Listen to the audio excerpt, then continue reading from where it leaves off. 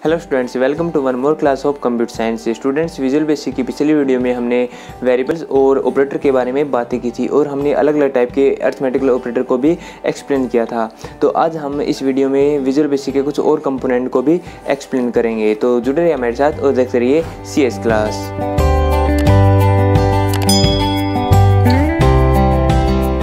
तो स्टूडेंट्स, अगर आपने इससे पहले वाली वीडियो नहीं देखी है तो उन वीडियो को भी आप देख लीजिए ताकि जो भी हम आगे एक्सप्लेन करने वाले हैं वो आपको अच्छे से समझ में आ जाए। तो सबसे पहले हम बात करते हैं कि कंडीशनल स्टेटमेंट्स क्या होती हैं।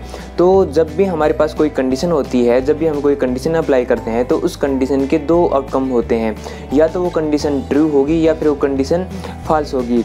अगर वो कंडीशन ट्रू है तो उस ट्रू होने के बाद हमें कौन सा डिसीजन लेना है, और अगर वो कंडीशन फॉल्स है तो फॉल्स होने के बाद हमें कौन सा डिसीजन लेना है।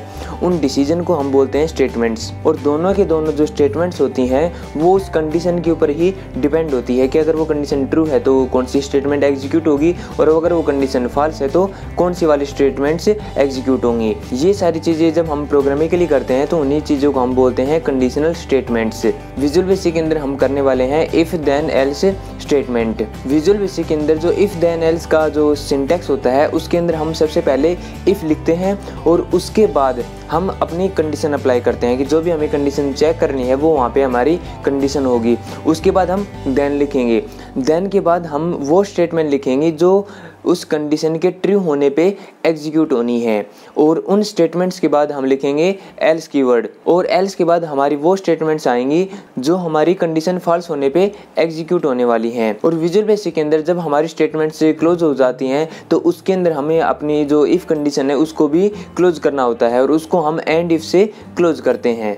फॉर एग्जाम्पल, हमें एक ऐसा प्रोग्राम बनाना है जो ये डिसाइड करेगा कि जो भी हम नंबर उसमें एंटर कर रहे हैं वो इवन है या ओड है। तो उसके लिए हमारे पास कंडीशन क्या होती है कि अगर हम किसी भी नंबर को 2 से जब डिवाइड करते हैं और उसका रिमाइंडर 0 आता है तो इसका मतलब क्या है कि वो एक इवन नंबर है, और अगर उसका रिमाइंडर 0 नहीं आता है, 1 आता है, तो वो एक ओड नंबर है। तो उसके लिए सपोज करो हम एक नंबर नाम का वेरिएबल ले लेते हैं और उसके अंदर हम अपना जो भी नंबर चेक करना है उसको स्टोर कर लेते हैं, और अब हम चेक करेंगे कि वो नंबर इवन है या ओड है। तो उसके लिए जो हमारा नंबर है उसको हम 2 से डिवाइड करके चेक करेंगे। अगर हमारा रिमाइंडर 0 आता है तो वो एक इवन नंबर होगा, और अगर उसका रिमाइंडर 0 नहीं आता है तो वो एक ओड नंबर होगा।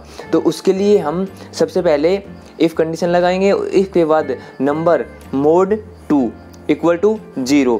अगर ये कंडीशन ट्रू है तो हमारी स्टेटमेंट्स में क्या आ जाएगी, द नंबर इज इवन। और अगर वो कंडीशन फॉल्स है तो वो स्टेटमेंट्स हम एल्स लिखने के बाद में लिखेंगे, और वहाँ पे हम लिख सकते हैं या फिर कोई भी मैसेज बॉक्स दे सकते हैं कि the given number is a odd number, और उसके बाद हम एंड इफ क्लोज कर देंगे। तो इस प्रकार हमारी इफ़ देन एल्स कंडीशंस काम करती हैं। इसके बाद हम बात करते हैं सेलेक्ट केस स्टेटमेंट्स के बारे में। तो जो सेलेक्ट केस स्टेटमेंट्स होती हैं वो भी कंडीशन डिपेंडेंट होती है, लेकिन इसके अंदर हम एक कंडीशन चेक नहीं करते, इसके अंदर मल्टीपल कंडीशंस होती हैं, और उन्हीं मल्टीपल कंडीशंस के अकॉर्डिंग ही हमारी अलग अलग स्टेटमेंट्स एग्जीक्यूट होती हैं। अगर हमें अलग अलग कंडीशंस के अकॉर्डिंग काम करना है तो उसके लिए हम सेलेक्ट केस का यूज़ करेंगे। तो जो सेलेक्ट केस है उसको अगर हम यहाँ पे थ्योरेटिकली समझने की कोशिश करेंगे तो वो हमें अच्छे से समझ में नहीं आएगा, इसलिए जब भी हम प्रैक्टिकल करेंगे तो उस टाइम पे हम स्विच केस को अच्छे से एक्सप्लेन कर लेंगे। इसके बाद हम बात करते हैं लूपिंग के बारे में कि लूपिंग क्या होता है। तो जब हमें एक ही स्टेटमेंट को बार बार एग्जीक्यूट करना होता है तो उस टाइम पे हम लूपिंग का यूज़ करते हैं। सपोज करो मैं तुम्हें मैसेज लिखने के लिए देता हूँ कि तुम्हें गुड मॉर्निंग लिखना है और वो 5 टाइम्स लिखना है, तो तुम आसानी से उसको 5 टाइम्स लिख सकते हो। लेकिन अगर मैं उसको बोलता हूँ कि तुम्हें 100 टाइम या फिर 1000 नंबर ऑफ टाइम्स उसको राइट डाउन करना है तो तुम उस चीज़ को आसानी से नहीं लिख पाओगे, और वो बहुत ही ज़्यादा टाइम कंज्यूमिंग भी है। लेकिन लूपिंग का यूज़ करके हम उनको भले ही 1,00,000 बार भी लिखना चाहें तो भी हम उसको उसी टाइम पे just with in A second से हम उसको लिख सकते हैं यूजिंग प्रोग्रामिंग। तो प्रोग्रामिंग के अंदर हम लूपिंग इसी चीज़ के लिए यूज़ करते हैं। अगर हमें एक ही चीज़ बार बार रिपीटिवली करनी होती है तो उस टाइम पे हम लूपिंग का यूज़ करते हैं। विजुअल बेसिक के अंदर हम फॉर नेक्स्ट लूप का यूज़ करते हैं जब भी हमें कोई स्टेटमेंट बार बार एग्जीक्यूट करनी होती है। जो लूपिंग होती है उसके अंदर एक काउंटर होता है जो बार बार रिपीटिवली इंक्रीज या डिक्रीज होता रहता है, और उसी के अकॉर्डिंग जो हमारी स्टेटमेंट्स है वो एग्जीक्यूट होती रहती हैं। अगर हम फॉर लूप के सिंटैक्स के बारे में बात करें तो सबसे पहले हम फॉर लिखते हैं, उसके बाद हम अपने काउंटर को स्टार्ट करते हैं कि हमारा काउंटर कहाँ से स्टार्ट होगा और उसके बाद वो काउंटर कहाँ तक चलने वाला है, यानी उसकी एंडिंग क्या है। और उसके बाद हम स्टेप लिखते हैं कि उस काउंटर में कितना हमें ऐड करना है, 1 बाय 1 ऐड करना है या फिर 2 ऐड करना है, 3 ऐड करना है, उसी के अकॉर्डिंग हमारा काउंटर चलता रहेगा। और उसके बाद हम नीचे अपने स्टेटमेंट्स लिखते हैं कि उस काउंटर के साथ साथ हमें कौन कौन सी स्टेटमेंट्स हमें एग्जीक्यूट करनी है। और लास्ट में हम लिखेंगे नेक्स्ट।